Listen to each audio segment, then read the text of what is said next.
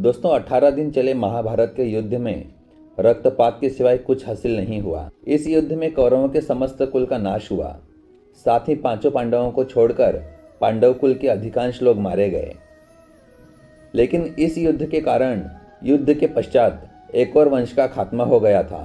वो था श्री कृष्ण जी का यदुवंश। महाभारत कौरवों और पांडवों के बीच युद्ध का वो रूप है जिसने कुरुक्षेत्र की मिट्टी तक लाल कर दी थी।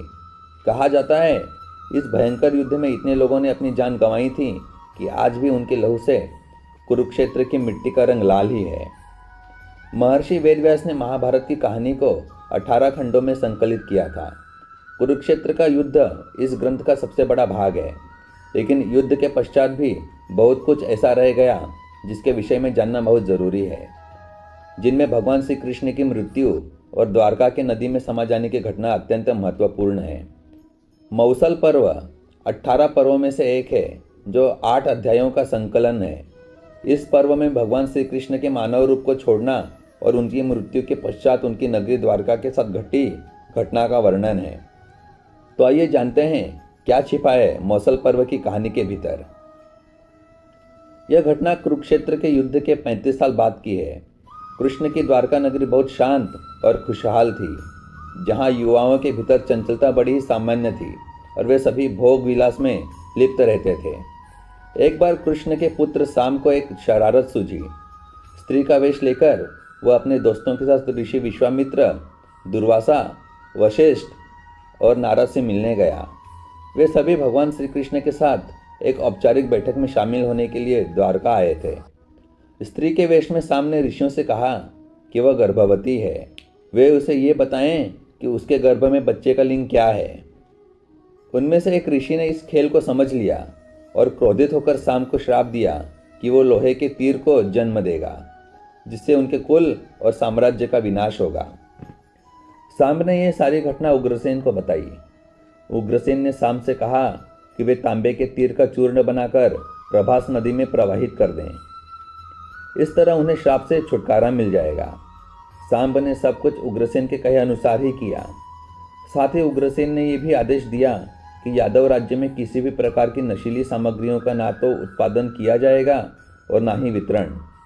इस घटना के बाद द्वारका के लोगों ने विभिन्न अशुभ संकेतों का अनुभव किया। सुदर्शन चक्र, कृष्ण के शंख, उनके रथ और बलराम के हल का अदृश्य हो जाना, अपराधों और पापों में बढ़ोतरी होना, लाज शर्म जैसी चीज़ों का समाप्त हो जाना। चारों ओर अपराध, अमानवीयता और पाप का साया था। बुजुर्गों और गुरुओं का असम्मान, निंदा, द्वेष जैसी भावनाओं में उल्लेखनीय बढ़त आदि सब द्वारका के लोगों का जीवन बन गया था। ये सब देखकर भगवान श्री कृष्ण परेशान हो गए और उन्होंने अपनी प्रजा से प्रभास नदी के तट पर जाकर तीर्थ यात्रा कर अपने पापों से मुक्ति पाने को कहा। सभी ने ऐसा ही किया, परंतु जब सभी यादव प्रभास नदी के किनारे पहुंचे तो वहां जाकर सभी मदिरा के नशे में चूर होकर भोग विलास में लिप्त हो गए। मदिरा के नशे में चूर सात्यकी कृतवर्मा के पास पहुंचा और अश्वत्थामा को मारने की साजिश रचने और पांडव सेना के सोते हुए सिपाहियों की हत्या करने के लिए उसकी आलोचना करने लगा। वहीं कृतवर्मा ने भी सात्यकी पर आरोप मढ़ने शुरू कर दिए। बहस बढ़ती गई और इसी दौरान सात्यकी के हाथ से कृतवर्मा की हत्या हो गई।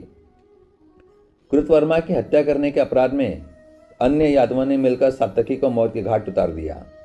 जब श्री कृष्ण को इस बात का पता चला तो वे वहां प्रकट हुए और एरका घास को हाथ में उठा लिया। ये घास एक छड़ में परिवर्तित हो गई, जिससे श्री कृष्ण ने दोषियों को सजा दी।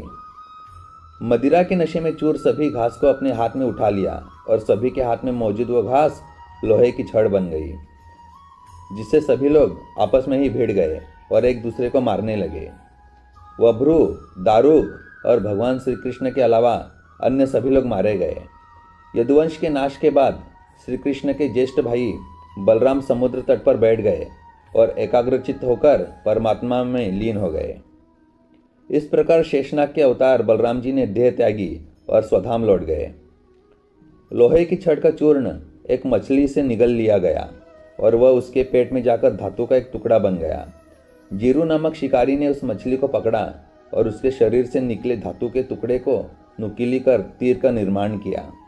कृष्ण वन में बैठे ध्यान में लीन थे। जीरू को लगा वह कोई हिरण है। उसने कृष्ण पर तीर चला दिया, जिससे श्री कृष्ण की मृत्यु हो गई। कुछ समय बाद अर्जुन मदद लेकर द्वारका पहुंचे और कृष्ण की मृत्यु की खबर पाकर अत्यंत दुखी हो गए। कृष्ण के जाने के बाद द्वारका में उनकी 16,000 रानियां, कुछ महिलाएं, वृद्ध और बालक ही शेष रह गए थे। वे सभी इंद्रप्रस्थ के लिए रवाना होने लगे। इसके बाद उस क्षेत्र में सभी देवता और स्वर्ग की अप्सराएं, यक्ष, किन्नर, गंधर्व आदि आए और उन्होंने श्री कृष्ण की आराधना की। आराधना के बाद श्री कृष्ण ने अपने नेत्र बंद कर लिए और वे सशरीर ही अपने धाम को लौट गए।